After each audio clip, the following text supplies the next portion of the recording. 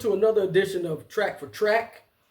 This is for my most recent album release, Black Skeleton. Very, very proud of this project. It dropped on March 2nd, 2026.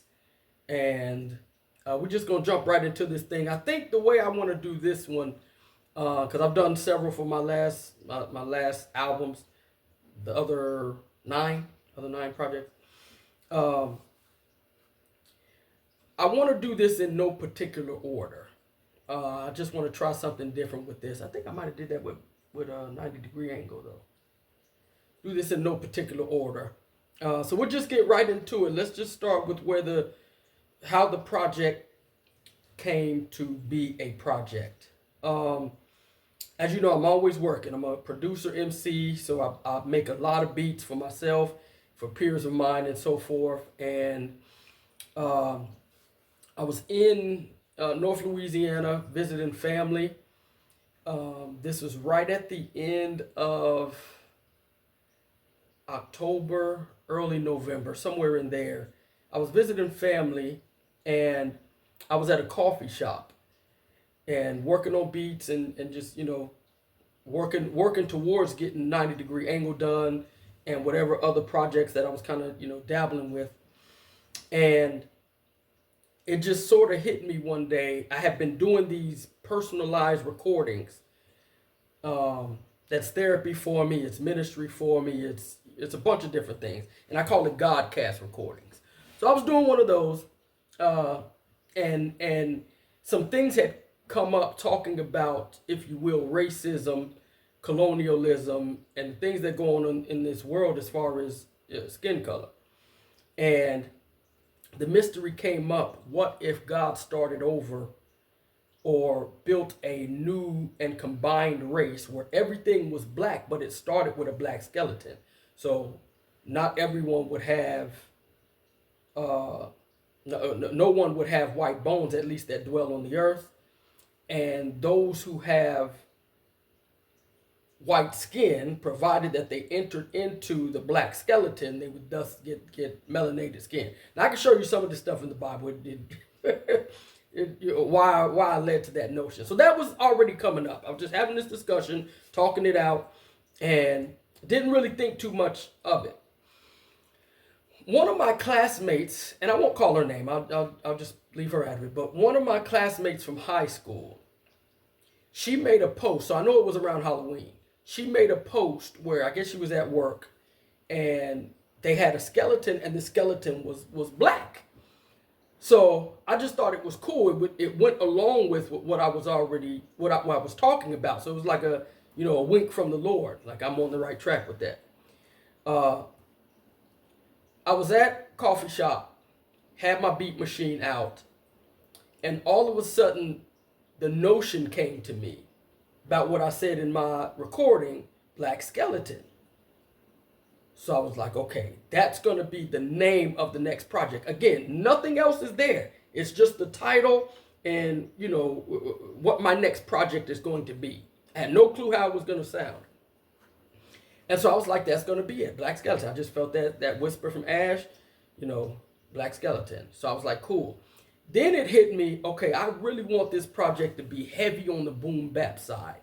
If you follow my music on social, follow my music and follow me on social media, I've put out several projects, but on the recorded side, 9 other albums. And the beats are different. That some have a hard, simple boom bap, but others are very different. You know what I mean? I use a lot of international samples. In fact, my first few records was 90% international samples. And I just kind of moved on from there. And I've done a bunch of different things. And I was inspired by Planet Asia. He had just was getting ready to drop, I think at the time, he was getting ready to drop this project called Thug Terranian.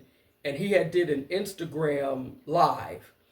And he had been really going through some stuff. I won't get into his personal life, but he was going through some stuff. And so he was kind of like venting and just kind of sharing some stuff with those who was on his live. And I think he was intending to only play one song. and it turned out to be he played, at least 7 joints. You know what I mean? And so I'm listening to it and I'm going, damn, these joints are hard from the beats and the rhymes. And I was like, man, I was inspired by that. Also, Lyric Hill had just done an album with this producer from New Orleans named Kid Infamous. And they did this E3 project, and then they were working on Tape Deck Music Side A and Tape Deck Music Side B. And between those 3 projects and that Thug Terranium from Planet Asia, I was like, man, I was inspired on the production side. Like, I gotta come with it. You know what I mean? Like, I gotta come with some heaters on this next one. So you take Black SkeleTen as a title, and you take the concept of these beats are gonna be all slappers, and you put that together, and that's where the project started to move forward. Immediately that day, I started working on beats, and I've made at least, I went back and counted. I kind of went down because I do series, and in my beat machine, I would name the series. So every beat would start with that series name. I think this was like Olives. And so that was my Olive series. And I went back and counted, and I had close to about 50. Maybe a little bit more, and maybe some from other series. You know what I mean? But that Olive series for Black SkeleTen was heavy. And so I just got to it, and some took a different, they were still kind of boom bapish, but a little bit softer, blah, blah, blah. Some beats I would go in, I would redo them, you know what I mean? Just because I wasn't getting what I wanted out of them, I'll resample and rework how I was working the drums and so forth. And it ultimately came down over a period of, we're talking, let's say right at Halloween, so October 31st, let's just say around there, because it was really a little bit after that, but from October 31st to maybe mid-December, late December, in there was a vetting process. Okay, now I got a good batch of beats. Which ones do I want to include? And then I start ordering. You know what I mean? I start putting them in track order and so forth. And I, got this core. I think I had about 20 to 22. You know what I mean? I was like, I'm going to work with these. And then got to it. Started writing. Started sending beats out to friends of mine to get on for features. And it just started to take shape. Now, I'm a graphics artist, so I immediately went and worked on some cover art and was putting together little AI videos just to let people know this is coming. And was having fun with it. And then I got back to North Louisiana, visiting family, ready to record 90 Degree Angle. So I was still writing 90 Degree Angle while producing Black SkeleTen. And the month of December, like that last 2 or 3 weeks, I was recording 90 Degree Angle and got it done. You know what I mean? Came out really good, put it out, and then I immediately got to working on writing for Black SkeleTen. In fact, during the 90 Degree Angle recording sessions, I recorded at least one joint. And then I eventually put out a single called Black Robe, and we'll get into that. But that's where it came from. It was just like, I want this to be a hard, solid boom bap on the production side, and then on the gist of the album, the concept, it's really talking about building a new breed of a melaninated black race, but starting with black bones and not white bones, you know what I mean? And like I said, it's on some deep mystery shit, so you know what I mean? You just gotta kind of ride with me on it. And it talks about it a lot in the album. You know what I mean? What is meant by that on the judicial side, on the social side, and so forth. And what I wanted to do was make sure that the project had cohesion on all ends. So from the production side, I wanted it to flow. And on the rhyme side, I wanted you to be able to pick up what I'm basically talking about in that regard. So that's what it is. Black SkeleTen was born, and I guess that pretty much tells you where the title came from. The reason why it's Black SkeleTen with the last E being an O, I mean the last O, that O being an E, is because it's my 10th album. So I was like, perfect way to tie that in.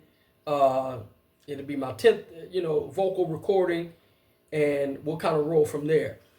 Right around, again, in pre-production, right before I got into the recording,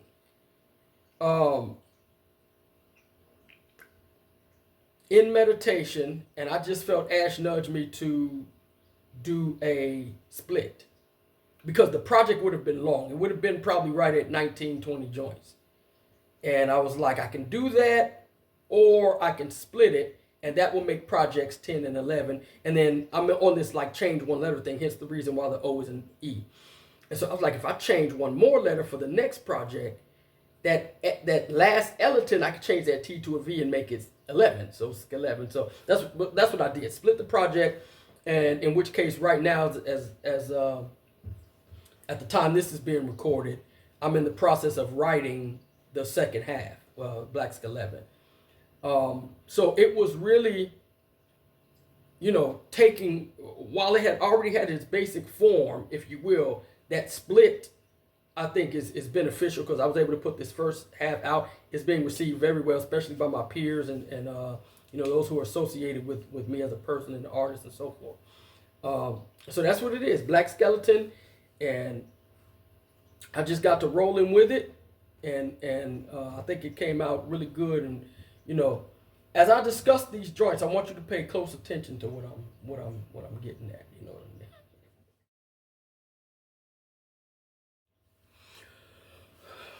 All right, I said I was going to do these in no particular order. So I'll start with Seat at the Table. Seat at the Table is track 5. And it features Kevin Cooks and my homie Lyric Hill. And me and Killer go back to 1998 as friends. So it was an honor having him on this particular song. The beat actually wasn't in the initial scheme. It was made in the, I'm trying to think if it was even in the Olive series that I was using for Black SkeleTen. But originally it wasn't in the, even if it wasn't in the original run of beats that I wanted to include on Black SkeleTen. Because it's a little bit slower, just a little bit. It's a little bit slower and a little bit more laid back. But as I'm always playing my beats, always vibing to see whether it's going to be a project, an instrumental project. I'm going to put a batch together and send them to Lyric Hill or the Dialogue or Mr. J or somebody else I'm connected to. There's a bunch of different things I do. I'm always vibing because I'm an artist to figure out what I'm going to do with this music. And as I was vibing to it, I was like, I really like that. So before there was even a concept for it, it was like, I really like that. The concept Seat at the Table came from, you hear people talk. You're on social media, so there's all kinds of things coming through there. Entertainment, laughter, sports, you know what I mean? Relationships, good relationships, bad relationships, blah, blah, blah. You often hear business, and you hear people talk about, getting your seat at the table and how you navigate that, and stop asking for a seat at the table and make your own table, all these different things as a way to try to, at least on the good side, I figure people with good intentions are at least trying to give people some encouragement of how to get your just due, where you fit in, blah, blah, blah. And I wanted to approach it from a different perspective. What if the place, business or otherwise, relationship, what if the place that you're fighting so hard to be in is actually a setup, like you don't need to be there? Whether they're setting you up or they're not setting you up, you're setting yourself up, and it ultimately results in not the best results for you as a person or what have you. So that's how I want to approach it. Everybody in the chorus, everybody wants a seat at the table. They're chasing, saying they're deserving representation, or so they feel. Real affirmment with discernment disabled. To taste, what if there is a table being prepared and you're the meal? You know what I mean? So it's like, what if where you're headed, somebody is setting you up? And so wrote out the chorus, and then wrote my first 8, and then wrote that last 16. And it was like, okay, how do I want to fill it in? And Kevin Cooks, again, shout out to Kid Infamous. Like I say, the last 3 projects that I've heard, you know what I mean? Because him and Killer have been friends for a long time, you know what I mean? So they've done a bunch of work together. I'm just coming back into music as the last 2.5, 3 years, you know what I mean? And so I'm going retroactive regarding what he's done and so forth. But just like I said, I'm inspired by the projects he's put out. And he had a bunch of our peers on these records. And I peeped out a record he did with Kevin Cooks. And I was like, man, I like dude's voice. I like his flow and vibe and so forth. I'll reach out to him and see if I can get him on track. It turns out he was a fan of mine. He had been following me and so forth. So it's that mutual respect there. So I sent the record to him, and he was like, I'll get on it. We kind of went back and forth on timing and so forth. And then, you know, the same thing with Killer. And they sent their verses back to me at different times and got it together. And I was able to mix it. It's interesting. I'm going to share this piece of information with you. When I got to the mixing, so basically doing, if you will, 2 tracks. So I'm not tracking out or stemming out the beats when I record. I get most of my pre-mixing done inside of my beat machine. But anyway, that being said, so when I'm putting the beat together, the other thing is I'm without, for those who recognize, I don't have my beat machine anymore. Long story, but I'll tell that another time. I don't have my beat machine anymore. And so I wasn't able to go back in and fix the beat by the time it was, you know, I was recording. So when the verses came in, my verse was already there. I knew how I wanted it to go out with the chorus. I hadn't put my first 8 in. I dropped their verses in and put the chorus in there and didn't have enough space to open up the track the way I wanted to and include my 8. So Kevin Cook's verse almost opened up the whole song. But I was like, I really like my first 8. So that's why it opens up me saying, we're just going to jump right in here. It's 2 bars and then I'm in. Interesting way to approach a track, but it was because I wanted to put my 8 in there and I didn't have, what do you need, 8 for? At least 12. You know what I mean? I had 10 bars before his. So, and that could be because how the chorus goes out at the end. Whatever the case, I only had, if I'm going to put my 8 in there, I can only do 2 bars to open up. And I wrestled with it for a while. You know what I mean? I'm not going to say days, but at least an hour or so. Just like, what do I want to do with this? How I want to structure it. Finally, it's like, fuck it. You know what I mean? Let's just do 2 bars. And I dropped my 8 in it. And I think the track, by the way, not just from me, but Lyric Kill, Kevin Cooks, my peers, everybody else on the album, I'm getting a lot of good feedback from that record. The mixing on it is good. It's a good track. So shout out to Kevin Cooks and Lyric Kill for coming through on that. And definitely, this is a solid project. So you got to pick your favorite on this because it's so many good songs on the project. But Seat at the Table. What I like about the verses is that my first 8 basically lets you know what the song is about to be about. Like it's basically showing you there's a deception because people aren't discerning what can be what. Obviously that's in the chorus too. But my first 8 opens that up. And then Kevin Cook comes in there and he rips his. And his verse is basically on let me tell it, it's him being observant. He's actually talking about him being observant about how he should approach the table and so forth. Killer's verse comes at a little bit different angle, but his is on some cocky shit. Almost as I deserve to be here. You know what I mean? Almost like nobody else deserves to be at the table. Man, that's what I get from his verse. And then mine actually comes in and I talk about being the actual meal on the table that's setting other people up. You know what I mean? So it's like, here's another approach. You know, if I come to the table, I ended saying that. So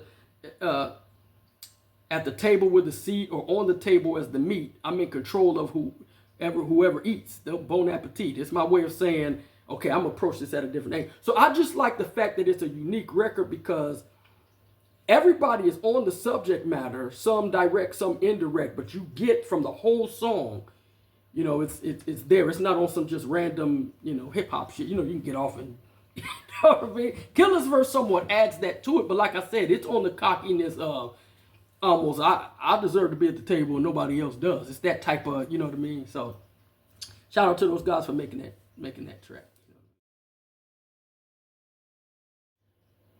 Dry Bones.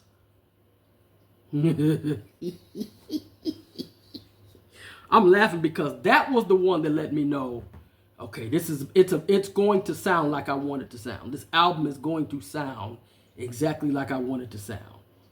Them slappers, you know what I mean? When you hear that beat and you go, what the fuck? That's that beat. It's interesting because the samples that I used were scraps. What I call scraps. That means I've sampled from the particular songs, literally, those, you know, that portion, or used it in some other way. I always say I can get some more. I say I can get some more gristle out of that. You know what I mean? Hard beat, basic boom bap. What I love about it is the bass line in it is killing. Very robust and so forth. Nice little loop in it, you know, in the track altogether. The topic of the song is getting deeper into the Black Skeleton conversation from a leadership standpoint. So it's like, it's me leading this new breed. Official pharaoh, impartial God arrow, jagged from the roots, sent to make straight this generation, to fix the heart, to embrace the charred marrow, where blood is irrelevant and mud's use is ventilation. Inner workings of a new breed, regardless of skin. The burns will furnish it, so lames ain't earning shit. Sharp views, dark hues are in the soul first. So sharp views for gold cursed is proof that large amounts ain't learning shit. And I'll just do those 8 bars. It gets off onto exactly what I'm talking about. This is something totally different. What I like about it is hip hop is really solid for Black Skeleton. You look at the culture, those who appreciate the culture and have love for the people in the culture and so forth. It doesn't matter what color skin you are. It has that element of, if you're a badass graffiti artist, you know what I mean? You're a badass graffiti. If you're a dope ass producer, it doesn't matter your skin color. You know, some of the dopest producers, you know, black and white. You know what I mean? And you could argue some of the dopest MCs. It's interesting. I just shared a song of Copyright and Marco Polo. You know what I mean? This white producer and white MC, fucking copyrighted, eat your lunch. You know what I mean? Like, and so I come up in a time where it didn't matter, when that raucous era was at its best. You know what I mean? When it was really a thing, like, it didn't matter who you were. Who was that from Living Legends? Grouch from Living Legends, Eli from Living Legends. I'm just calling out the white guys. Eminem was just coming out. He also came through, did some stuff with Raucous. And so you see the element of, there have been white rappers who weren't necessarily in the culture like that, Vanilla Ice. And I respect, in the general sense of the pop music that he made, you know what I mean? That's the angle that he took. You had MC Hammer and that. So you had that whole element there. But for those who actually get down on just straight boom bap beats and rhymes, they got a respect for that side of the culture, underground or mainstream. You see what Eminem became and so forth. So that whole deal, I think hip hop is one of those cultures that really has embraced, or art in general, where it really doesn't matter what your skin color is. You know what I mean? And so, you know, you would qualify for a Black Skeleton, if you will, for the new breed. So that's what I'm coming at with it. And so the official pharaoh, impartial God arrow, jagged from the roots, sent to make straight this generation. It's basically saying, let me show you how this shit really is. You know what I mean? And how it's going to go. And so I wanted to make it all one long verse. I didn't see a need to put a hook in there. What's interesting is it and the joint before it was supposed to be one track. I was going to open up with that first one and then flow into that, but I was like, nah, you can still do it, but make it 2 tracks. And it hits, baby. You know what I mean? And I think I sell the point, what I'm getting at. You know what I mean? I think I sell the point. And like I said, I'm doing it from the leadership aspect. What I'm declaring this to actually be, and and how this is going to go. And it gets down, you know, the nasty prophet. I get down into the sexual aspect of it. One of my favorite lines in it, I got a couple of them in that song. Fret not, sent on because I'm talking about nautical. So fret not, sent on rescue, my black seamen, well trained of hell claim but heaven backed agreement. My other favorite line is that's plenty for the shake. Give or take 10, adjust it. You know what I mean? So I go off on that joint. I go off on it. So anyway, I really enjoyed putting that song together because I knew that song, if you will, is the heart of Black SkeleTen.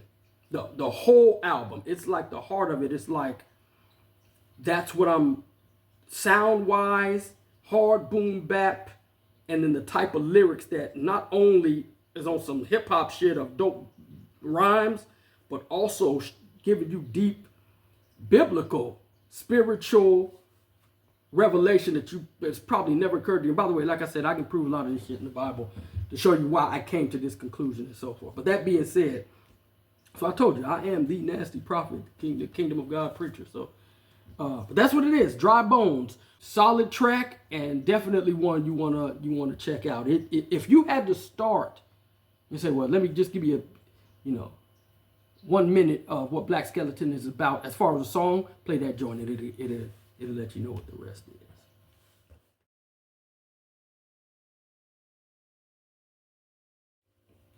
Black Robe. Black Robe is the song that I released as the single. And again, hard. Let me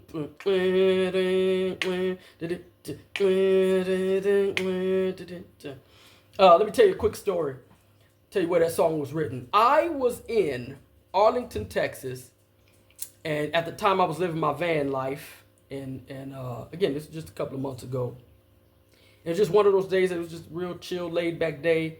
And I said, okay, I think I went and took a nap in my van. And when I woke up, like, okay, what I'm going to do with the night? Because I already slept now, you know what I mean? Go do with the, wake up 8, 9 o'clock, 10 o'clock. It's like, okay, what am I going to do?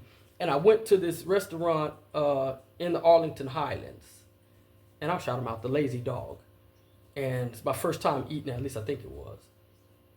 And I had been vibing to that beat. And normally when I go to a restaurant, especially if it's like a sports bar, I can sit at the bar, I'll order me a cocktail or you know what I mean? And sit there and just start vibing on beats. And maybe I'll start writing. Maybe I don't. Maybe I just start putting ideas together. I do a lot, you know what I mean? I'm always working on something. And I just felt led to jump into that track. And so what I did was started writing. And each verse starts out with note thee, N-O-T-E-T-H-E, note thee. And then it goes into some particular part of law enforcement or the judiciary. And so this song is a combination of the judiciary, law enforcement, so if you will, government, deep, intense sexuality, movies and cinema, you know what I mean? And fashion. And I tie all of that together. So note the CSI, strapped with a lawsuit and leather vest, pinstripes and polka dots with no socks, plaid on a necktie, best dressed for demons to manifest, to stand at attention, a ploy that only royal can mention, type shorthand and to show the longest arm of the law at the unzip, the fun tip, to add to the checkmates, the one-man army fully swarming them raw. Nan one with a flaw and run loose at the jaw, with a red rum punch pronounced live at the scene, cuz the locust, they ain't got no king, but a queen does. And so obviously the biblical mysteries is in there too. So I got all time. And it's interesting because you hear shit like the best dressed for demons to manifest. But notice how I said for them to manifest and then stand at attention. And that's based on the mystery. See, like I said, you get a lot of Christians who don't get into the mysteries of what the text is actually getting at. Jesus was commanding demons. You know what I mean? Don't look at just casting them out. He's commanding them. Doesn't matter what he's commanding them to do. He's commanding them. So that's why I put that in there. So best dressed for demons to manifest, so they're showing themselves, then stand at attention. A ploy that only royal can mention. You know what I mean? So it's like I'm not entertaining them on some other basis of whatever. They're gonna do what the fuck I tell him to do because of the authority that I have in God and so forth. So he gets off in that. Now, like I say, I weave it all into my music. So each verse opens up with note the CSI or note the warrants awarded. And then the last one, note the, I forgot how that, you know what I mean? It talks about the DA and so forth. So it's just showing you different positions in government. And it's like recognize that this is what I'm here to do and to be a part of, you know what I mean, to actually the government of God in the earth. And like I said, it ties together. You see the movie elements in there, Frank Lucas and Matt Locke, you know, which is obviously a TV show. I'm mesh and I'm fresh with it. And then the chorus is right hand high. I swear to defend against the reprobates that lack soul, but tend now to act shady, and maybe it's because the lady want to see what I got under my black robe. And I been fly in where to begin. Trench coat for the women that act cold, but then how? I shot plenty, been hot, but not many when I show them the rock and handle the role. So fun track. It was a fun track to record. And so it was cool when I was at the Lazy Dog writing the verses. I think I got like the first verse done, maybe part of the second verse, and then went to sleep that night, slept in my van at a gas station. The next morning, got up and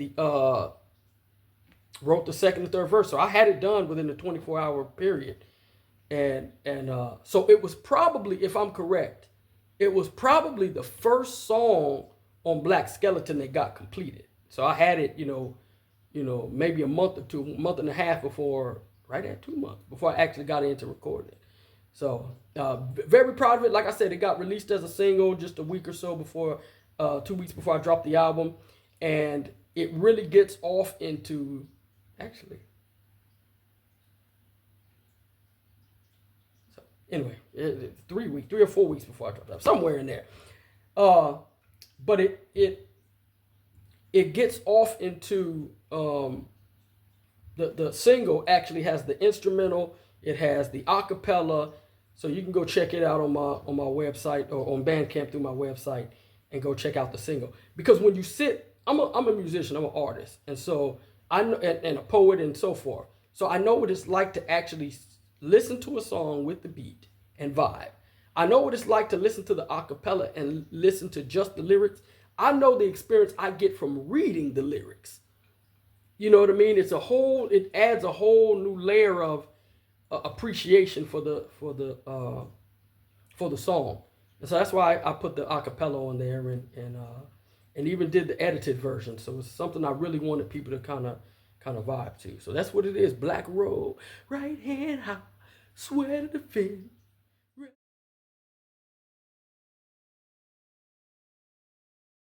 The fire ain't got no friends. Okay, now I told you Dry Bones was what Black SkeleTen was built around. Like that was like everything's got to fit with this. The Fire Ain't Got No Friends, I knew had to be on the album because it was the one that made it more cinematic, you know, more dramatic in the sound. Nice, hard, solid boom bap beat. And originally I didn't know what I was gonna do with it. I'm gonna tell you where the concept came from though. I still have, but anyway, had a conflict with someone. I won't even tell you what the issue is because I don't even want to lean that way. Had a conflict with somebody, and they're in the wrong. They're in the wrong. And so I was a little bit bothered by how it was going, and it was one of those things, a good friend of mine. And how I approached it was, okay, my operation in the Lord gets off into some judgment stuff. You know what I mean? And so I'll seek the Lord about this, and shit starts going crazy in your life. It's probably because there's an unsettled beef between me and that person. You know what I mean? So, and I mean, this is a good friend of mine. I met him a few years ago. Probably about, how long have we been friends? Maybe maybe 6 years, 6, 7 years. Anyway, that being said, it was like this conflict is there. So my approach was understand when the fire kindles, the fire doesn't have friends. You see what I'm saying? So don't think that because we're friends, you won't get touched in the judgment. You know what I'm saying? You won't get the obviously the way that you're handling this, it's like you're treating this like I'm supposed to be taking this. Like I'm in the wrong. You know what I mean? And so my approach to that concerning me and Ash is like, listen, when the fire kindles, the fire ain't got no friends. You know what I mean? You and I are friends in the general sense, but when the judgment hits, if you get caught in the judgment that I'm sending, it's because this conflict has not been resolved. The fire ain't got no friends. You're not gonna talk a flame out of being a flame. You see what I'm saying? And so that's where that came from. Just in the concept, the fire ain't got no friends. Melafear. Now you have to understand something. I hope he doesn't take offense to this. I don't know how he and I became associated. And let me tell you what I mean. We follow each other on social media, and that's probably a little bit more recent. Maybe in the past, because I don't remember exactly when we became friends. I've been out of music so long. I make Killer laugh with this. I've been out of music so long. I treat people that have always been around in the past, and even, when I was out and Killer was in, like these individuals were gone. So when we do shows and I show up and it's like, man, I ain't seen this dude in 15 years. You know what I mean? And I treat them like they were gone, but it was me. I was, it is what it is. So I don't know if Melafear was one of those guys who rocked with us in the world. I just don't remember. You know what I mean? He and I became more acquainted on social media because I saw he was connected with Killer. I see some of the stuff he talks about, and I kind of vibe with it. And then musically, he put me on a couple of things recently that I'm indebted to him now. You know what I mean?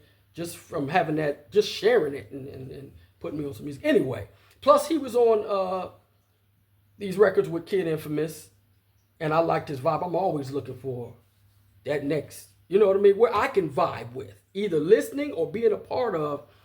And, you never know how somebody's going to work out. Even the dopest MCs can sound, depending on who it is, might not sound right on a track. I mentioned copyright, and this is no shade at him. I've never heard him doesn't mean he hasn't done it, okay? But I've never heard him do a real soft, lovey-dovey track. Maybe he has. You get what I'm saying? It might be dope. You hear people a certain way. So I didn't know what to expect from Melafear other than what I had already heard. So I expect dope rhymes, blah, blah, blah. So I sent him the record. We talked on the phone, and I told him the concept, and he said he wrote his verse right there. You know what I mean? And had it ready. He just had to record it, blah, blah, blah. So that went, and I wasn't rushing because I still had stuff to write and was preparing for my next recording session and so forth. So, and he sent his verse to me. I kind of took a brief listen to it, you know what I mean? Still working on mine. Then I got mine done, got mine recorded. So we was like going back and forth so he can hear mine. And I think he wrote his first. I recorded mine and sent it to him. Then he recorded his and sent his back to me. So it was that deal. Well, anyway, we're like, kind of just exchanging so we can see where the other person is at. And what I love about the song was, when I was writing my verse, this wasn't the intent up front. The intent was to just write, I know how I'm coming at it, you know what I mean, in this regard. But as I started to write that first 4 lines, you know what I mean? How I say about something gas to the mass of earth, and when I roll past the girth, I let the weather measure my soul blast combustion. And it's just going. Now the next 4, you get into it, blah, blah, blah. And I hadn't said the word fire yet. Okay, now I'm 8 bars in. Now you go 12 bars. I hadn't said the word fire. So now it's a thing. Now it's like, how far can I go without saying the word fire, but letting you know fire is my friend? You know what I mean? Or in that sense, like I'm like I'm letting you know every way possible that this is a fire deal without using, I'll use flame, combustion, magma. I said all these different things, the heat, you know, these different things. And so anyway, I get my verse done, was happy with it. I re-recorded it. I didn't use the initial one. I recorded that verse so many times to make sure that my posture is right. And anyway, he sent his verse in a text message just for reference. You know what I mean? Blah, blah, blah. This is my verse, blah, blah, blah. And I appreciated that. Not everybody does that. You know what I mean? So he sent me with his verse. Now, again, I have the verse. I've got my verse. It didn't dawn on me until after I was, or while I was mixing it, put the chorus in, because the chorus was done last. None of us, neither one of us said the word fire in our verses. And I was like, oh, that's fucking dope. Because I never told him that. That's what I said. That was something that, for me, was happening while I was writing my verse. But I didn't tell him. I gave him the general concept of the fire ain't got no friends. And then you do, you know, we'll work it from there.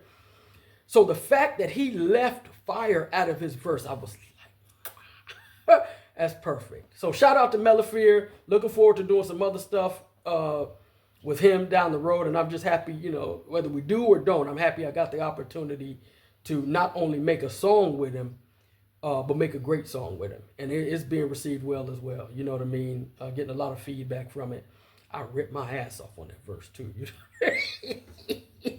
And he set it up perfectly. You know?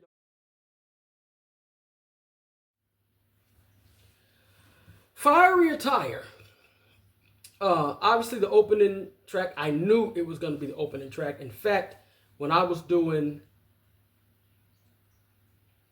the original AI video that I did, just putting a little skeleton and title to it, that's the beat that I used. So, you know, it's interesting when you know, as an artist, you start something and how it comes out might be different. 90 Degree Angle had a lot of differences from what was original, from concepts to lyrics to track order. There's a bunch of different things that literally took a 90 degree angle. Black SkeleTen had the same thing, but it was certain things about it that I wanted to have happen originally, and it eventually came out to that. You know what I mean? And that was that beat I knew I wanted to open up the project. And the concept of Fiery Attire, it really goes along with the Dry Bones, which is why it's tracks 1 and 2. You know what I mean? But Fiery Attire is basically the introduction to what Black SkeleTen is. You know what I mean? Dry Bones gets a little bit deeper into the aspect of what I'm doing and explaining the deeper concept. Cries from the ocean bottom dried at the surface. Untold stories in the flood of the blood. Though the science says 71% the earth is. Extremely more water when considering mud. So it deals with the concept of you know, they say the earth is 70 to 71% water. But when you consider that it's actually mixed in mud, it's even more than that. You know what I mean? By the way, this is deep. Like I say, some of the stuff I'll say just rock with. It actually is a biblical concept of water and land and why the Israelites walked across the Red Sea on dry land. There's a spiritual principle of dry versus, you know, wet and what's used where and how and so forth. You know what I mean? And how the fallen angels and Satan make a case and why there's so much water. Obviously, God flooded it and how they use that or try to their advantage. And so it's this whole war, if you will, going back and forth. And so that's why the concept of dry bones, even when you get to Ezekiel, was there. Why didn't he just say bones? Why dry bones? It's like God's way of saying, I want all water out of that. And I even throw in the concept, and I don't think it's far-fetched when you consider the Holy Spirit, and that you can make something muddy, using a different element other than water. So maybe oil. You know, like if you were to make a cake or make something with flour, you can use water or you can use oil. You get what I'm saying? Just a liquid. And so I look at the skin being made up, the black skeleton, dry black bones, no blood. By the way, this is all resurrection talk too. dry black skin. Dry black bones, no blood, and the skin made of melaninated, obviously black, melaninated skin made of, if you will, dirt or dust or whatever, and oil as opposed to water. That way, that's no longer an issue. You know what I mean? In regards to Satan trying to make a case for the water and so forth. By the way, this gets into why Jesus walked on water, why was protected from water. Noah was protected from water in the ark, and it's heavy shit. This is the shit that they don't get into in church, because it requires you to pray deeply in the spirit and get on that wavelength of the depth of the mysteries there.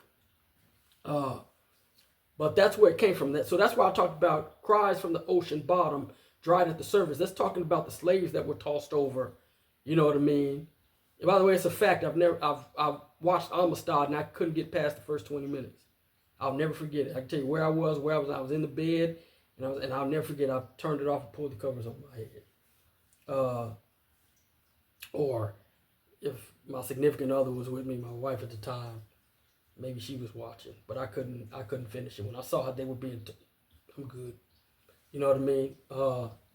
History is one thing, but having to relive it, I'm good. So that's the concept. I want to get in there and talk about the basis. I did it in 24 bars, just the basis of Black Skeleton. Why? You know, it gets into the why. It gets into the result of it, even the sexual aspect of it. What the women are going to be like. You know, the women serving the kings, them having a position of authority, and they'll serve the kings and what. So, and this is God's plan for kingdom on the earth. You know what I mean? Much of the church don't know this, and much of the church don't want to know this. They're too stuck on some other base shit. So anyway, so that's how I got into Fiery Attire, and I titled it that for that reason. It's putting this on. You know what I mean? And then it goes into, you know, the next track. Dry Bones. No need for a feature. Kept it straight at 24 bars. Kept it very, very basic with the beat. I didn't want to do anything too extravagant with it, because I knew, like I said, I knew Dry Bones was going to come in and fuck shit up, baby. And so that's why I want to keep it short. Give a little brief intro when me talking, and then get right into it. So definitely, like I said, it definitely helps to open the project up. Give it some context for what the rest of the project is going to be. Fiery Attire.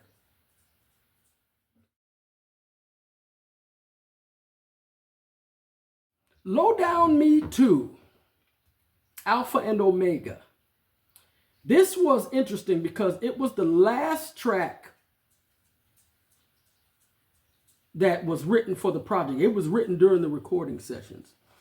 There was a lot going on with a young lady was on this podcast, and she was talking about Greek letter organizations and how God had led her to repent for a lot of things that she did. Apparently she was one of the leaders, and it caused a big stink. I even got involved with saying stuff on social media, trying to help people understand how to reconcile this. And so it was a lot of Greek talk for just a week. You know what I mean? So these things typically happen. It's a big stink on social media, and then it just kind of fizzles out. But it was a big thing, and it even vexed me for a while. I got to be honest, I didn't tell anybody, but it was for my position on how to approach. It kind of knocked me off my platform is always, what is the Holy Spirit telling you to do? It's that whole liberty thing. And for a minute, I chose a side. You know what I mean? And it almost, watch, I'll share this. Without necessarily, it's like I chose both sides without standing on, in the strictest sense, my square. You know what I mean? So if you can imagine 3 squares, and whereas you're supposed to stand in the middle, which doesn't necessarily say you're neutral, but you're in the middle. You've got your position. My legs were on the other squares. One foot in that square and 1 foot, and it took me a minute to reconcile that. Ultimately, the song came out of it, and I thank God for it because the song came out of it. You know what I mean? I had to get solidified back what my real position is, and it's not on either side of it. It's straight liberty by the Spirit of God. What is the Holy Spirit telling you to do? You know what I mean? So anyway, and like I said, I didn't share that with anybody. But that being said, there was a discrepancy with me with trying to figure out how I was going to order the album. A couple of songs that were supposed to be on there. Some verses were about to get swapped in songs. It was just a couple of little things. And I was like, well, if I leave this song off,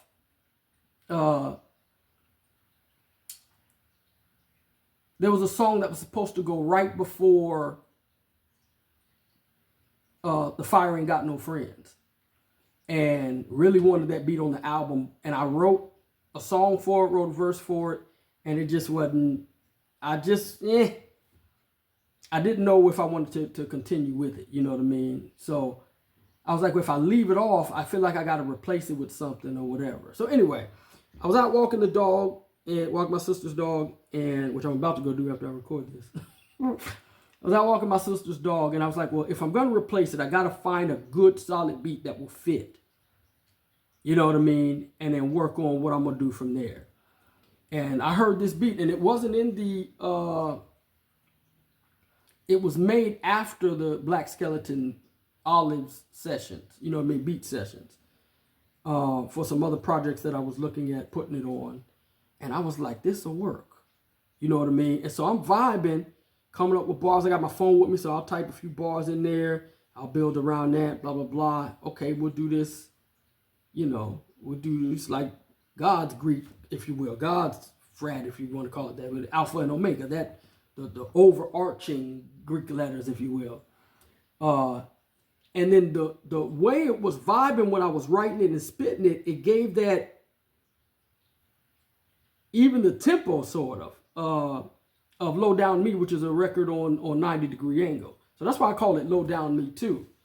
And what it is it's basically God's position above all Greek letters and Greek letter organizations. Like, okay, y'all go do that, but this is what I'm on. You know what I mean? So that's where, you know, and I didn't even write a chorus. I just kind of scattered it out.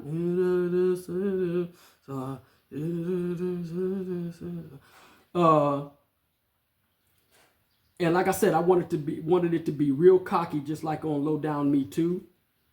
And let me tell it rounds out the project because it's a little bit softer than, you know, some of the beats on the album, but you know what I mean? It gets in that ass, baby. So again, that came just from having an arsenal of beats and being able to pick through and say, okay, can I work with this and so forth. And I think it came out good. Like I said, I left a song off that really was supposed to be on Black SkeleTen.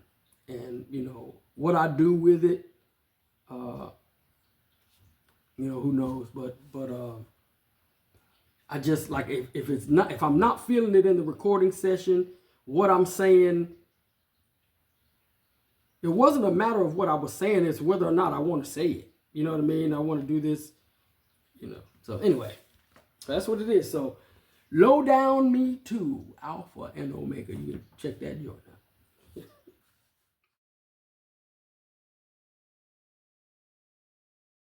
The Big Inning, Black Bat. It's interesting because I told you that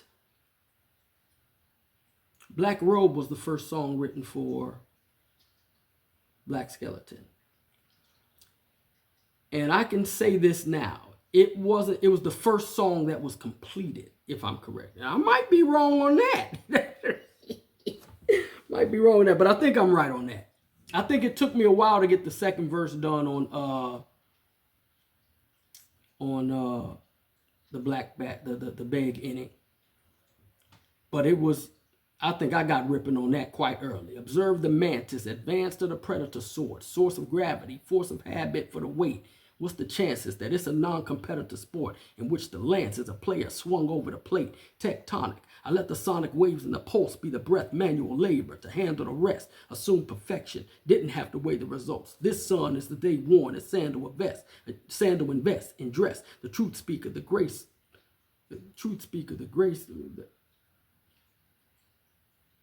man, the foundation, the land layer, the light chaser, the day holder. So I go off on that joint.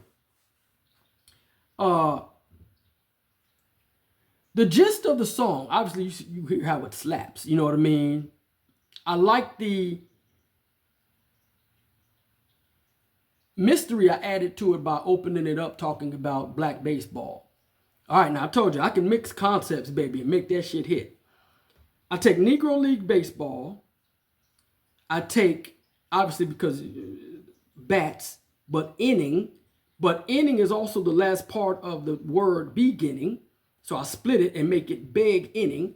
I make that a sexual deal as well, but also talking about me being one with God. So I was there at the beginning, which is why I call it the big inning, but do it in baseball format. So you got black batters, an actual bat, and then an actual the bat, the animal, the bat. You get what I'm saying? And I tie all that together. So it was just a creative way of saying I was with God in the beginning. You know what I mean? And that whereas the Lord Yeshua is the Word made flesh, then me being, you know, born of the Spirit, filled with the Spirit, a part of the Spirit of God, I'm the manifestation of it. You know what I mean?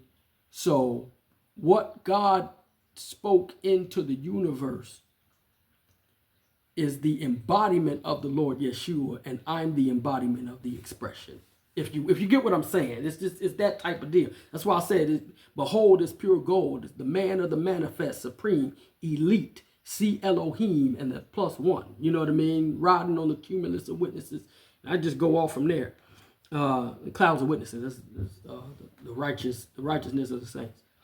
So so that's how I approached it. I wanted to come with that. Y'all know I talk that God talk, baby. So be mad. I thought that was a unique way to tie all of that together. And I like taking concepts like that and see if I can weave them in wordplay and so forth. And probably next to Dry Bones is probably my favorite song on the album, between those two. The whole project, by the way, given the way I approach it, at any moment, either one of the songs can be Seat at the Table, the Fire Ain't Got No Friends. Like, it's a solid. And I gotta say this too. This is my second time recording this track for track. I did one the other day. I was out at a park, and I'm not saying it didn't come out good, but you know, I said, well, I'll take another stab at it. A couple of days ago, yesterday or 2 days ago, I had a conversation with Lyric Kill, and he doesn't know this.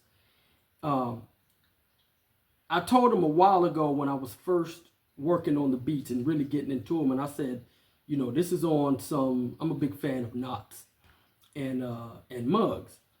And I said, you know, these beats are along the lines of that. And, you know, Killer know I be serious in what I be saying. And Killer be like, yeah, okay, I'm listening, but yeah, you know what I mean? But he doesn't know. You might as well have given me a Grammy. When he said it the other day, we was on the phone just chopping it up, just catching up on stuff. And he was like, man, like I hear what you were saying about the knots mugs thing. And that meant everything. You know what I mean? That meant I respect, we're friends. And, you know, I give props where props is due. He is a dope ass MC. You know what I mean? And so and not only that, his ear for music and rhyming and putting songs together, blah, blah, blah, I really respect. So when he said that, it was like, okay, I don't need any other accolades because he's got a solid mind about music. I knew when I said it, you know, even I have to live up to what I said. Because I'm a big fan of Knots. Knots makes some ridiculously sounding beats. And he's got a unique sound and whatever he's using, and anyway. And same thing with Muggs, really grimy, and so to hear Killer say, I hear it. You know what I mean? I hear what you're talking about. It's really, I was like, okay, I did my job, and I'm looking forward to the second half of with Black SkeleTen. But that for me was if there was any other accomplishment I was looking for, that was it. I convinced from what I did musically, somebody who has that level of respect for me, but also, in underground hip hop culture, especially in the South, for him to say that was a validation for me. And I'm not real big on people's validation. You know what I mean? I got to feel comfortable about what I'm doing. And I know it's a solid record, but to hear somebody else say it and then talk about different songs and so on and so forth, from the quality of the lyrics and the structure of the album and the beats and the mix and the mastering, that meant a lot. That means a lot. You know what I mean? So shout out to Lyric Kill. And again, I don't want anybody to just say stuff to pump my head up or think I'm on some ego stuff. But that really meant a lot to me because I said it to him. You know what I mean? Like it's on a level of the beats I'm making is on a level of individuals I respect in the industry, and that's what my target is. And for him to say, I hear it, you know what I mean? That was like, boom, I did my, you know what I mean? On that tip, I did my job. So shout out to Lyric Kill.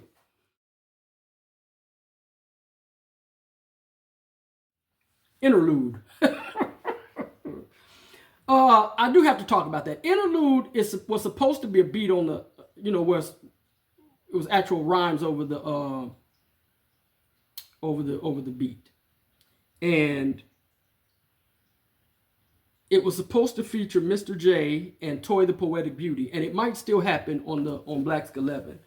It was just another song that I wrote 2 or 3 verses for, and I had a couple of different angles what I was trying to do with the song, and when it came time to record, again, I was like, I want to do this in one recording session. I already had a couple of joints I had worked with already. I want to do this in one recording session and let that be and go from there. Plus, I still had we had vibed on the beat. I had sent it to them. Toy the Poetic Beauty, shout out to her. She came up with the concept that was was supposed to be. I tried to work with it a little bit, wrote a verse, and then I was like, do I want to come that way? Wrote another verse. It was just, you know what I mean? And so ultimately I decided, okay, let me just leave it off. I like it. Let me use it for just an interlude, to be a nice bridge into the last couple of tracks. And then I'll explain that to them, and then, we'll work with it from there. It doesn't have to be a dead track altogether. It can be used, even if, they use it for another project or whatever. We'll see what happens with it. It definitely adds a layer to the project that's like, okay, let's bring the tempo down. Let's breathe. It's one of those things. Let's just breathe a little bit before I jump into these. I come back in with Black Bat, baby. You got to grab the guardrails. Well, I come off of from seat at the table to the Black Bat. Nah, let's put a little something in between that. So yeah, that's why it's it's just an interlude and didn't become an actual song. I'm very in tune with the Spirit of God. And you hear me talk about Ash, that's my personal assistant on the other side. And her guidance in me making my records is why my records come out the way they do. 90 Degree Angle wouldn't have been the same if she didn't encourage me to breathe, rest, relax, consider rewriting. Okay, Ash, I'm going to do it, but help me with this, blah, blah, blah. That God Swear joint on 90 Degree Angle was a partial rewrite. And that shit solid, baby. You know what I mean? Let me tell it.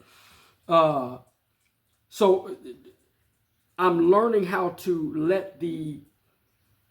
let peace in God and his guidance make the record. Don't try to force it to be, even if you intended it for it to be this, some things you got to prune, if you will, prune off and let that be that, and then work on something else and so forth. And as a result, I've got another record. I'll shout this out real quick as I'm wrapping this up. I I got another record I'm working on called Agent Ash, which is actually a third part of a trilogy. So the Justified Journey of a Nasty Nomad was an instrumental project. That was just an instrumental project that I made up in Colorado Springs. Put it out on my birthday, June 25th, 2024. Came back to record the Checkmate. Still didn't get the Checkmate done because the Checkmate was supposed to be written and recorded actually up there. Long story. Started working on the feverish analysis of the lascivious pursuit of Cash Lee, and it became a thing. But I tied it into the Justified Journey of a Nasty Nomad so that it's a series, instrumental and then recording. And I put out the instrumental project with it too, but just in the general sense of it. And left it alone. I had no intention of, messing with it beyond that. But because there's a story actually in the album, I was like, okay, and it's adding characters, the lady in the picture, the captain, the two agents that are from the International Division of Shaft, all these different things.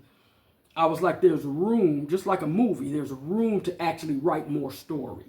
And so in the midst of working on Black SkeleTen and working on, I'm in the transition in my life of doing some different things, working on that, Ash breathed on me, and it was just like, I had these beats, and it was like, oh, shit. So that's what it's going to be, Agent Ash. I already started writing, got 2 joints written already, and got another 6 or 7 that I'm working on. And I'll put that project out. And anticipating June. Me and my family's supposed to be taking a trip up in June, and I might record it up there. Anyway. But just to show you how rest and relaxation and just being on chill mode helps to develop the records. Don't be so aggressive. I don't have a record label and investors and all of that, a budget, money given to me and recoup. I don't have to worry about that.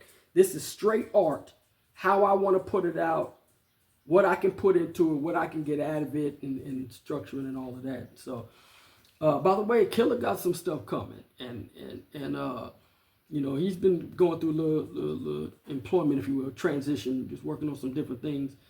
And listen, he got some stuff coming, and you can't tell me it's not because during his, transition period, the juices get flowing. You got, I know what I'm saying, man. The juices get flowing. So, shout out to Killer and what he's got coming up. The last 2 joints is Seat at the Table acapella and the Beg Inning Black Bat acapella. I just put those on there because, like I said, there's an added element of being able to take the beat out, listen to the lyrics, and then also read the lyrics. And so I want to give people that opportunity to see what my pen game is really like, not just in me rapping it, but, over the beat, but you hearing the poeticism and the... Yeah, I'm a bad motherfucker, let me tell you. So anyway, I want to add that in there. This whole album for me has been about features. You know what I mean? Like really trying to collab with other people. Me and Killer, and I texted him the other day. I was like, Killer, it is, thank you for being such a good friend over these years. I said, I'm listening to some records we did together, and the chemistry is just unreal. You know what I mean? The chemistry is just unreal. And so, but he's got such a rich history of he really is a pillar in New Orleans hip hop culture. And, you can argue a bunch of different people throughout history that Manny Fresh will talk about. And, you hear people in these interviews that were really, really in what New Orleans music is. And then we get down there in 98 and so forth. I don't think he and I knew what was going to happen thereafter. I didn't think I was leaving music, spiritually what was going to happen to me and so forth. Certainly didn't think I was coming back. But to look back from when we were 18 years old and to see the pillar that he became in New Orleans hip hop culture with some of the people that have come through events and doing well now, but come through events and still show him the love and respect. So anyway, shout out to Lyric Kill for helping connect me to some of the people who are, featured on my projects. That's the project, Black SkeleTen. Like I said, the egg split, if you will, the egg split. So the other twin will be coming out. I don't have an anticipated date yet. Still working on the features. These joints hit though, and it's a you could tell it's like on the same, just like twins would be. It has the same slap, boom bap slap, but it's a little bit different. You know what I mean? It's some shit on there, and you'll have to decide which one you like better. You know what I mean? So again, shout out to everybody who's been a part of it, even for those, you know, who were intending to be on records and we just didn't get around to it or whatever. That's, like I say, it's not a diss.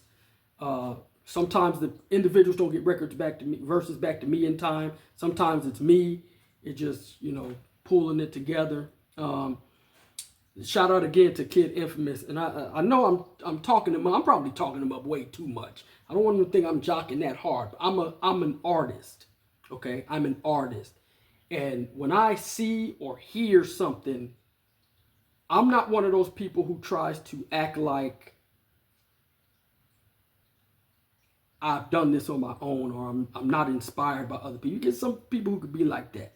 Like their pen game just became, I don't believe in get down and kissing rings. You know what I mean? Shout out to, you know, the late great Big Pun and I think he did that to Cool G Rap or something. But I get it. I understand the, you know, your flow inspired me. If you listen to my records, you know, without me saying it, you could tell Pharoah Monch, Elzai, Black Thought, Redman, even Copyright, like, you know what I mean? Like, the list can go on, you know what I mean? OC, Buckshot, you know, Little Brother, Lyric Kill, my own camp. Like, I'm a student. Now, I add my own flair to it, and there's some things that I do. I've perfected the, let me tell it, the A-B style, you know what I mean, as opposed to the A-A-B-B. Like I'm really good at that as rhyming every second and fourth bar as opposed to just 1, 2, you know, you get what I'm saying. So, but, and on the production side, I can go forever. I've got my top 8 and then there's, you know, and then it goes from there. But that being said, Kid Infamous, he didn't have to say anything. Just what the last 3 records that I heard him produce, that I heard, I was like, okay, yeah. As Killer talks about getting me off the couch, you know, I'll send him something, he'll say that got me up off the couch. Yeah, that made me go, okay, I got to get back to work. You know, and I'm always making beats, but it's like, okay, now my aggression has to step up. And like I said, him, whoever produced Thug Terranian, I don't know if that was one producer or multiple producers for Planet Asia. By the way, another inspiration of mine on the lyrics and so forth. So, and then La Dialogue, Kikala Diallo, Mr. J, Toy the Poetic Beauty, Melafear, Kevin Cooks, even shout out Merc, Chris Blunt, aka Cutter. I don't know if he still goes by Cutter. These are just individuals who have been around. John Doe, and I can keep naming people. You know what I mean? If I didn't call you by name, people know their inspiration to me and so forth. And so I respect my peers. Those who let me kick is one who always inspires. He's been inspiring me. When I was out 13 years, he was the voice of one, as they say, John the Baptist, the voice of one crying in the wilderness. But he would, for those years I was out of music, he kept trying to get me back in, to my fucking annoyance. You know what I mean? That's why I give him so much credit and respect now. Every record, hey, listen, I'm finna let you hear this first, or this is what I got, blah, blah, blah. He inspired me with AI. The AI videos is him. He introduced me to touching AI. And then, you know, every time I was down in Baton Rouge, he would show me something different. And I had some resistance. Now I'm doing a whole company trying to push videos and so forth. That first one that I did, those last, not exactly the last scene, but the second to last scene where I'm sitting on the steps, that's him. I had to send it to him because my free, you know, when you're working on the free app, free version, you got to, you can only do so much. And I wanted to get the video done. And I only had one clip left. And so I was like, here, I'll send you the prompt. And he sent it back to me. So, I mean, he's heavy influential in my music career. If anybody, watch this, and I know I'm saying too much here. You already know who Lyric Hill is in my life musically. We start this thing together. He was probably writing a little bit longer than I was. He goes back to high school writing, but actually really pursuing this. We came out the gate together at 18 years old. You know what I mean? In college. So nobody, not even him. Nobody has encouraged me to get back into music more than Kikala Diallo. You know what I mean? When I was trying to be done, he would have me, man, this is the dopest MC. He would just tell people, man, spit something for me. And I'll oblige and give you 16 bars or whatever, blah, blah, blah. He would just be talking me up when I was out. He would have me, make a beat here. I'm gonna do something with it one day. We did a beat. I gotta do a single to it. This has been another edition of Track for Track again for Black SkeleTen, www.NastyOnTheBeats.com. Go on my website. Listen, there's a whole bunch of musicians out there, but if you really are a fan of what I do, or you want to become a fan, check out my website. Most of my music you can access, not all of it, through Bandcamp, and you can get to it through my website. I've got lyrics up so you can read lyrics. I've got a page up where it talks about, what's coming next. So you can kind of keep up what I'm doing. Follow me on social media, NastyOnTheBeats, at NastyOnTheBeats on Instagram. And then on TikTok at NastyOnTheBeats as well. And just stay up with me. Like I say, I got a lot of stuff. And by the way, musically is one thing, but mystery-wise, I'm teaching y'all. Okay, again, you just, the Lord will settle it. If you're not asking him now, he'll settle it later. The royal priest, a.k.a. the royal priest called to be nasty, has been telling y'all for a long time what this is. You know what I mean? And I put it in my music. Some people catch it. Some people catch tidbits. Heck, I still catch stuff. That happened to me today. I was reciting some bars from this Agent Ash album. You be writing and you go back and read it, blah, blah, blah. And there was a punchline in there. And I was like, well, why did I write that? I didn't catch it at first. And I was like, oh, man, that's dope. I wrote that shit. That's what it is. Black SkeleTen, available only on Bandcamp right now. You can get to it through www.NastyOnTheBeats.com.